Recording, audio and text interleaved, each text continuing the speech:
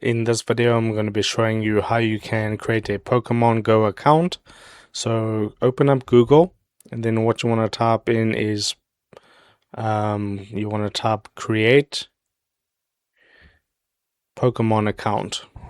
Okay, then it's going to take you here, Pokemon Go, create your own adventure. Ignore that and go down to the second result, Pokemon Trainer Central account. You want to click onto that, and then once this fully loads up, we'll be able to create our Pokemon Trainer account, which is then going to be used for Pokemon Go.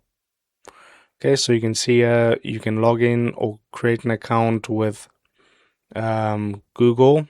So the easiest would be to open up Google, select your account, and then click on continue, and there it says connecting that email address.